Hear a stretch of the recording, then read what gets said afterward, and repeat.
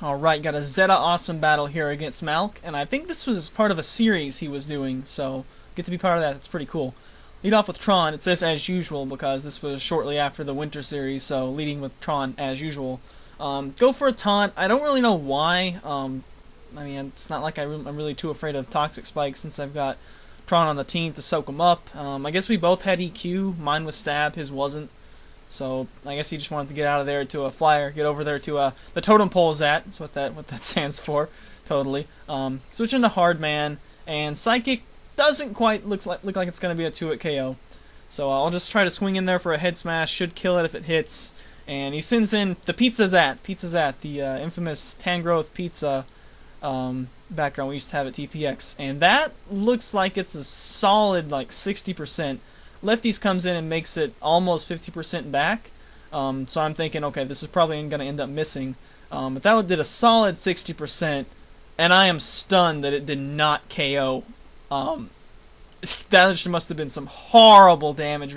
That had to be max to min damage variation is the only way I can explain that one. There was no rocks up or anything like that to make me think the damage was anything less. But anyway, at least he put me to sleep instead of kill me.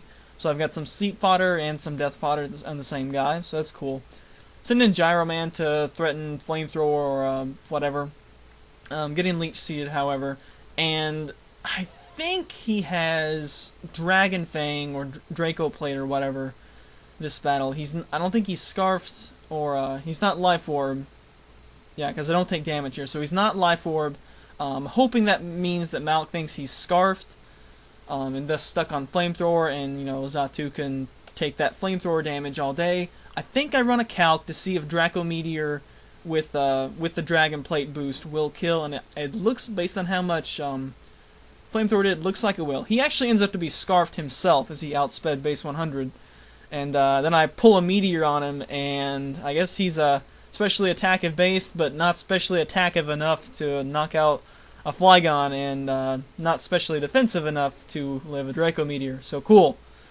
Got that thing out of there, and in comes Jeremy Lin, which is funny that I'm posting this now, since. But anyway, this was when Linsanity, I guess, started. I guess he baits the Earthquake, and he knows I'm on a clock from Leech Seed, so he's just gonna take this turn to get in some damage, some extra Leech Seed damage, and you know, I'm not stuck on it, so I may as well Outrage. I'm pretty sure I calced that I was going to live another turn of that with 1 HP, and sure enough was able to. So Gyro Man did work. He took out a Xatu and took out the Pizza too. But now I definitely got to beware of that Lantern. See what I can do against it. Sends out Yoda to finish off with Sucker Punch, and I'm pretty sure that Skarmory can take anything Absol can throw at it. And just set up spikes. So I get up a layer of spikes, which is great. And Jeremy Lin comes back in, which threatens me out. But I've got Spring Man. This is, I think, the debut of Spring Man Grumpig. And I really I love his set. I love his set. It's so good. He's got Psywave, which is one of my favorite moves. It's like a Seismic Toss that does variable damage between half and 1.5 times your level. So it averages to Seismic Toss. I wish it had perfect accuracy like S-Toss does, but it doesn't. But anyway, he's got that in Heal Bell, so use a Heal Bell to let him know, hey, you're not going to be able to Toxic Stall me with that thing. Unfortunately, Lantern has a ton of HP, so doing direct HP damage to it isn't going to be that good. The other thing I love about Psywave is that, you know, with Seismic Toss, you see you're at 101 HP. You know you're going to live a Seismic Toss. If you see 101 HP, you don't know if you're going to live a Psywave or not. So, he tried to Toxic twice in a row, and a lot of this fight, definitely the lion's share of this fight, is going to be fought between with Spring Man and Tengu Man. Doing some walls are definitely going to carry us this fight. See how far we can go. And sends in, you know, that's a Scorpion. I'm not sure why it's named Reptile. He'll have to explain that nickname to me. But Poison, he's got a Dark type, so I don't think he's shown me any of its moves yet. So, but presumably it packs Crunch. So that's going to prompt me to switch out to Skarmory again to take a physical hit. And he pulls a good double switch, brings in Jeremy Lin again. Although I do have spikes up and he doesn't. So he won the double switch, but I don't really feel like he's gonna get anything from it. It sort of feels like the way I felt against Makar in the Winter 11, where I was winning double switches, but I didn't really feel like I was getting much of it. It's tables have turned in that regard, because I send Springman right back in, and he takes very little from discharge. He's absolutely monster special tank. So around this time, I decide I'm going to pop a rest, because that's right, not only does he have Heal Bell, he's also got rest. And this was a little combo I sort of discovered. I think I was looking at this and I decided that, hey, Grumpig's probably the best one to pull this off.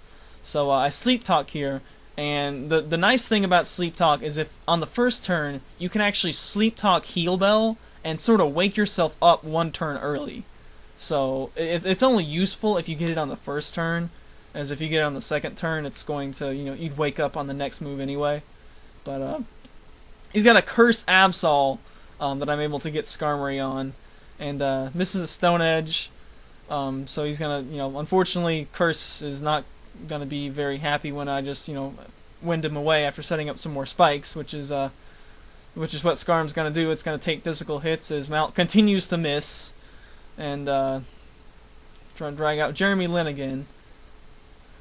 So that's definitely the best thing that for him that I could have winded him out to. I say RNG, why you hate Malk? I guess because of the Stone Edge misses, but we'll see about that later.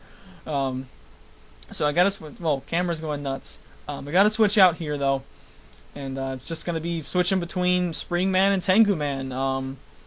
Tenguman can take pretty much everything but Jeremy Lin, and Springman has Jeremy Lin's number but nothing else. So definitely the key to this fight is gonna be just whittling him down. I've got spikes up, he doesn't, so I just gotta keep him switching, and if I can keep him switching, Lantern doesn't have any reliable recovery, neither does Drapion. I just gotta keep making switches, and my two dudes have recovery, so it's gonna be a long, drawn-out process. And I guess I'm gonna keep narrating over it rather than play music, because I feel like it, Okay, and now what am I doing? Am I banging on the table? Good grief. So he Ice Fangs, and he gets a freeze. Ugh.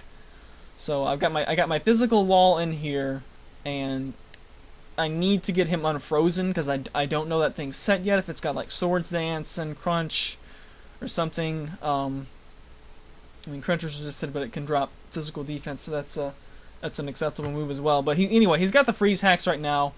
So I try to break from my defensive strategy, try to go a little offense in there with Starmie, and that's what happens when you have offensive Starmie instead of defensive Starmie. You get OHKO'd by a Drapion. So send in Tron to try to fire an Earthquake at him. Uses an Ice Fang, and I pull an Earthquake off, but he does have Shuka Berry, as is one of the most common items on Drapion, I feel like. So Stab EQ is not able to finish him off. Second one should, though. However, Ice Fang will get another freeze, so Malk is breaking freeze claws on me. And yeah, RNG no longer hates Malk. Malk and the RNG are just fine buddies right now. So I've got two guys frozen. I've got Starmie dead and possibly someone else that I'm not sure. But I gotta get my guys unfrozen. I do have a Heal Beller on the team, and I hate to send him in to a dude with Crunch, but I kind of have to. So he misses Ice Fang. Probably wasn't that big a deal since I do have Thick Fat. But we'll see, because here's a Crunch, and that got down pretty low, but I'm able to wake up and Heal Bell, and that was huge. Leaving a Crunch there and getting that Heal Bell off was definitely saving the game right there, because Skarm frozen would have meant Skarm can't roost, and if Skarm can't roost, he's gonna eventually get worn down. He does set up Toxic Spikes, but I still have Nidoqueen alive, even if it is at low HP, so I will be able to soak those up. And on top of that, neither of my two walls are going to care about him, as, once I send Grumpig in, he will have to rest or Heal Bell, but, whatever. Since in the second coming, that's Lickia's second signature guy, so this is a TPX themed team. If for those of you who are not familiar with Zat, so that's what the basis of this was. And I'm thinking about how to handle this guy. I know that that thing can mix, and certainly can explode too. But at full HP, it's probably not going to be able to kill me with explosion. Just hits me with a hammer arm, doesn't do too much, and I just wind him out to try to see what he wants to do. I guess I was mostly afraid of belly drum and then explosion. I don't know, something or other. So he just curses up. I'm just gonna wind him right away, make him waste the turn pretty much. Jeremy Lin gets back in, gets down to under half. Spikes are definitely doing work, and I mean it's sort of obvious. You know, I switch in Grumpig, he switches in Drapion or something else. But then I just switch right back to Tengu Man, and spikes are doing work. He's not immune to them. I don't know if he has any flyers left since I killed Zatu. I sent in Aggron for some. I guess I was thinking, okay, we've done this double switch game, quite a bit, and I just decided to go to Aggron to spice it up. I proceed to get surfed, so there goes Aggron for that. See, Cooper, that's what you get when you try to be offensive in Pokemon. Just play defense. I guess this was another reason too, because Springman was low on HP. I wasn't sure if he'd be able to, live. I'm not sure how fast he is. I think he's faster than Lantern. But anyway, I gotta pull a rest here. I gotta get my HP back. Again, right now I don't care that Toxic Spikes are up. I can remove those at any time if I want to. Although I'd rather go ahead and get Drapion dead so they will not come back up.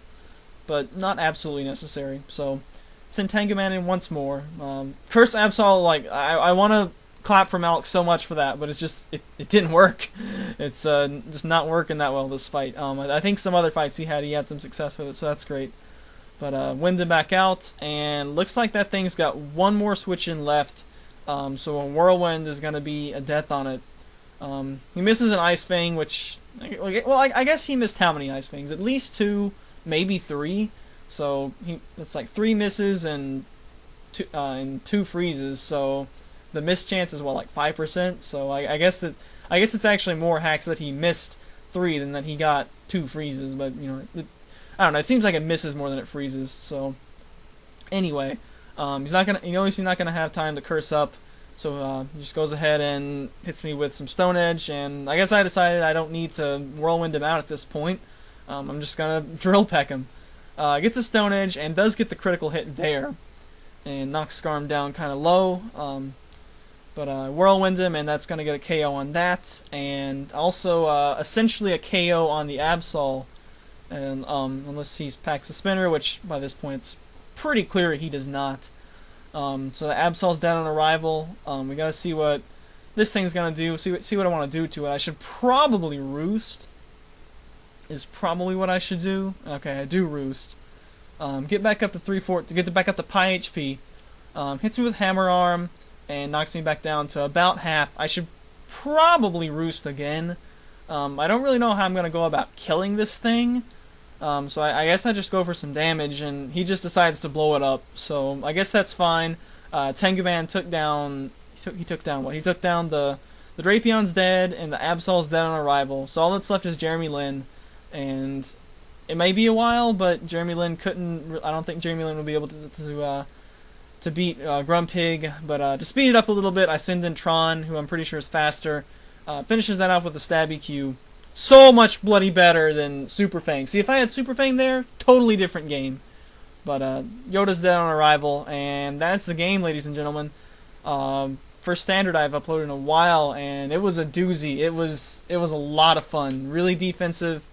I love defensive just wars between two guys who I know if I can keep both of them alive, then I'm probably not going to lose. And it was one of those cases where I was able to keep both of them alive, and I didn't lose. Well, I lost Skarm at the end, but by that point he had done his job. He had walled everything into oblivion that he needed to wall. So second got to go explodey on things, so that was fun. Again, great game, Malk. Thanks for playing.